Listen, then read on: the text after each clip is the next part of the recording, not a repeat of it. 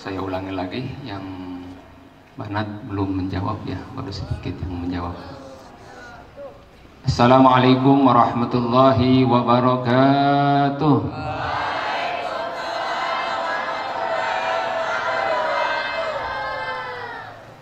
Bismillahirrahmanirrahim. Alhamdulillahirabbil alamin. Nahmaduhu wa nasta'inuhu wa nastaghfiruh.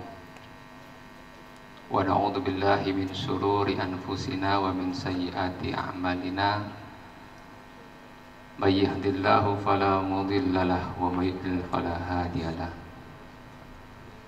Asyhadu an la ilaha illallah wahdahu la syarika lah.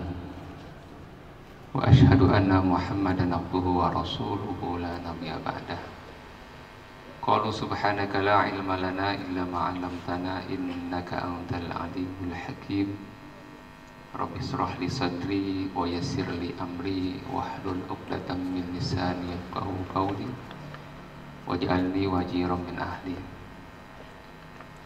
Sama-sama kita muliakan pengasuh Pondok Pesantren Nurul Ilmi Al-Mukarram Kiai Haji Faisal Muhammad Ali Nurdin SMA, serta Al-Mukarramah Ustazah Hajatul Dahlia SPDI, segenap majelis guru, serta anak-anak sekalian, santriwan santriawati Pondok Pesantren Nurul Ilmi. Alhamdulillah, pada kesempatan pagi hari ini kita dapat berkumpul, dapat bermuajahah di tempat yang mulia ini. Mudah-mudahan berkumpulnya kita di sini mendapatkan ridho, rahmat dan keberkahan dari Allah Subhanahu wa taala. Salawat teriring salam semoga tercurah limpahkan kepada Nabi besar Muhammad sallallahu alaihi wasallam. Nabi besar Muhammad sallallahu alaihi wasallam yang telah membawa umatnya minadz zulumati ilan nur au ila siratim mustaqim. Alhamdulillah, waktu berjalan begitu cepat. Tidak terasa kita sudah berada di semester yang pertama di asesmen sumatif akhir semester atau asas ganjil. Alhamdulillah, ini patut kita syukuri agenda kegiatan pondok pesantren yang dimulai dari ujian tahfidz dari tanggal 18 November sampai dengan tanggal 30 November, dilanjutkan dengan pemeriksaan buku dan kitab, dan alhamdulillah hari ini pembukaan untuk ujian tulis yang kita akan laksanakan 2 minggu ke depan. Minggu yang pertama adalah ujian Departemen Agama, dan minggu yang kedua adalah ujian pondok pesantren tanggal 2 sampai tanggal 14 Desember.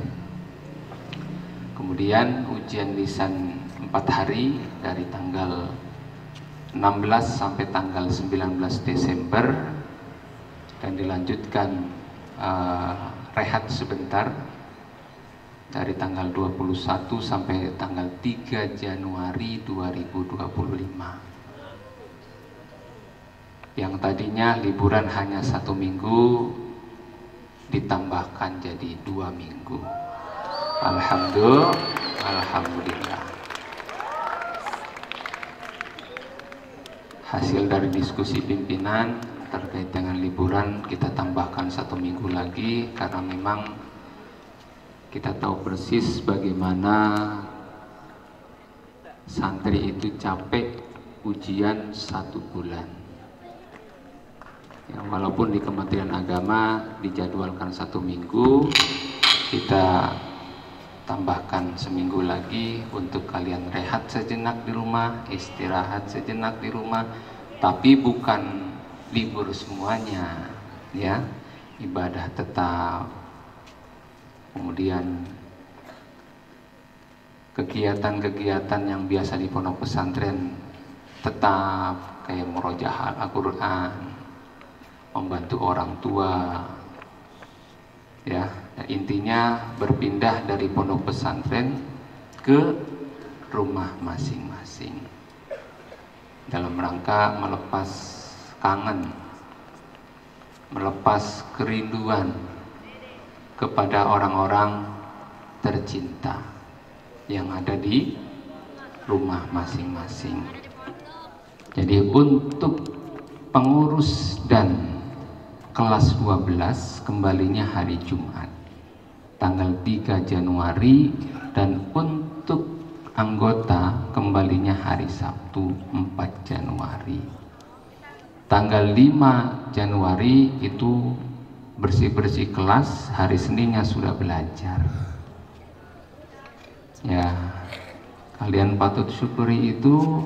Yang terpenting sekarang adalah bagaimana ujian yang sudah di depan pintu, yang insya Allah hari ini kita akan ujian dari tanggal 2 sampai tanggal 14, ujian tulis atau ujian tahriri. Karena biasa ujian kita itu selama kurang lebih 1 bulan.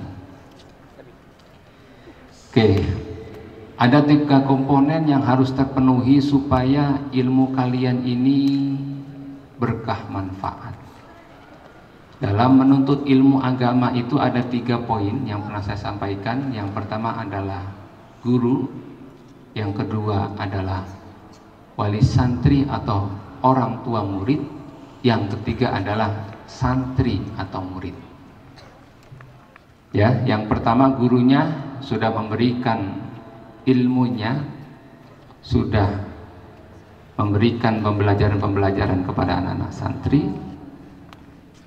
Bukan cuma diajar, tapi dididik selama 24 jam dari bangun tidur sampai tidur kembali. Bangun tidur sampai tidur lagi dipantau. Ini adalah proses pendidikan yang ada di pondok pesantren. Kalau mengajar hanya sekedar mentransfer ilmu kepada muridnya, kepada santrinya. Tapi kalau mendidik, di samping memberikan ilmu, juga dipantau bagaimana perkembangan ilmu yang sudah diberikan, bagaimana hasilnya. Ya, makanya di sini ujian ini adalah barometernya. Ya, kita ukur, kita lihat bagaimana ilmu yang telah diberikan oleh majelis guru, hasilnya bagaimana, apakah ada kenaikan atau malah menurun. Ketika ada kenaikan, alhamdulillah, dan tidak sombong dengan hasil yang diraih, dan harus dipertahankan. Dan ketika hasilnya itu menurun, harus dievaluasi, ada apa? Apa ada yang salah? Apa gurunya yang salah? Apa muridnya yang salah? Bisa jadi ketika guru sedang mengajar, itu santri tidur. Bisa jadi ketika guru sedang mengajar, pikirannya kemana-mana, matanya melotot, pikirannya kemana-mana, seperti ikan asin. Ya, mata melotot. Ketika matanya di depannya dikasih tangan untuk gerak-gerak, dia matanya melotot, berarti tidur. Makanya bagaimana gurunya memberikan ilmu kepada para santri. Kemudian wali santri juga, ini komponen yang kedua, ini harus kerjasama dengan pihak pondok pesantren, dengan pihak lembaga, dengan pihak sekolah. Dan juga bagaimana bentuk dari kerjasama itu, memberikan dorongan, bekerja sama dengan majelis guru, bekerja sama dengan pondok pesantren, dan juga supaya pendidikan itu berjalan dengan lancar, itu dalam bentuk sodakoh, yakni bayaran.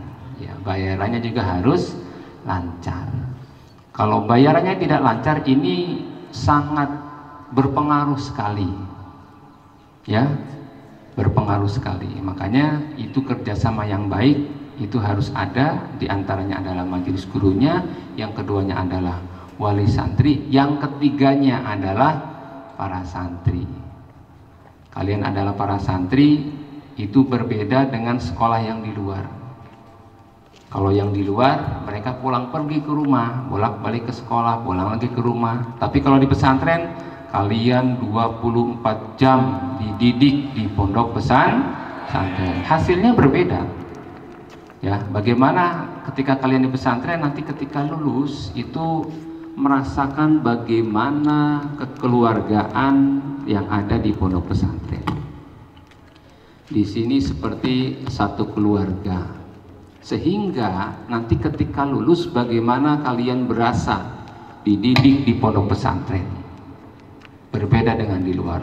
Ukhuwah Islamiyahnya itu sangat erat sekali. Teringat ketika waktu di pesantren makan sepiring berdua, senampan berempat. Itu sebelum COVID ya. Setelah ada COVID, makan tidak boleh rame-rame. Yang makan rame-rame ketahuan nggak punya makanya nebeng sama temennya. Ya, jadi santri juga harus menunjukkan keseriusan belajar. Makanya sekarang ini dilihat bagaimana hasil yang didapatkan. Nanti bisa ketahuan dari hasil ujian ini nilainya bagus atau tidak bagus. Kalau nilainya bagus, pertahankan. Kalau nilainya kurang, harus selalu semangat untuk memperbaiki nilai-nilai yang ada. Di kita ada dua rapot, ada rapot Departemen Agama yaitu RDM, yang kedua adalah rapot Pondok Pesantren. Kalau di Kementerian Agama RDM itu ada KKM-nya. KKM-nya itu 75, tapi kalau untuk pondok itu nilai murni, nilai asli. Ada yang 30, ada yang 40, ada yang 50. Makanya kita lihat bagaimana hasilnya, dilihat dari pelajaran pondoknya itu bagus atau tidak bagus. Ya, kalau di pondok ada yang nilainya mencapai 100, ada yang nilainya kecil 25, 30, makanya itu nilai murni. Saya ingat ketika waktu belajar, itu ingat kalau nilainya jelek dikasih tulisan merah, 40, 50. Ya, kalau sekarang tidak ada warna merah. Kalau dulu ada nilainya yang kecil ya kecil. Dapatnya nilai 40 kayaknya malu, tulisannya merah lagi. Kalau sekarang tidak ada. Makanya di kita ada dua rapot, rapot RDM atau Departemen Agama dan rapot Pondok Pesantren. Dengan ujian ini bil imtihan yukramul mar'u aw yuhanu. Jadi dengan ujian ini kalian bisa mulia dan juga bisa hina. Diambil dari salah satu sifat Rasul, diantaranya adalah siddiq. Mana siddiq? Jujur. Di dalam ujian kalian itu harus mengedepankan nilai kejujuran. Nilai apa? Kejujuran. Oleh karena itu, ketika kalian ujian, jadi mempersiapkan segala sesuatunya, kalian belajar, ya. Jadi kalau mau perang siapkan dulu senjatanya, jangan perang nggak bawa senjata apa-apa, itu berarti bunuh diri, ya. Persiapkan itu, belajar sungguh-sungguh, kedepankan kejujuran, jangan mencontek. Yang mencontek ketahuan nilainya 0. Berapa nilainya? 0. Awas jangan mencontek dengan berbagai macam cara.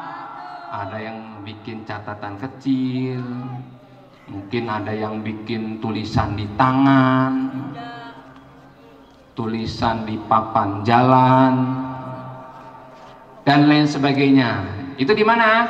Di tempat lain, bukan di sini. Kalau di sini mah jujur semua. Ingat, kedepankan kejujuran kalian. Jangan sampai melakukan pelanggaran-pelanggaran. Nanti akan diumumkan oleh panitia bagaimana tata tertib ujian asas semester ganjil yang kita akan laksanakan sebentar lagi. Dan lokasi yang dipakai 2 lokasi, ada di Asrama Putra dan di Asrama Putri Aula. MTS tidak dipakai karena terlalu banyak tempat, supaya fokus putra di Asrama Putra, putri di Asrama Putri di Aula.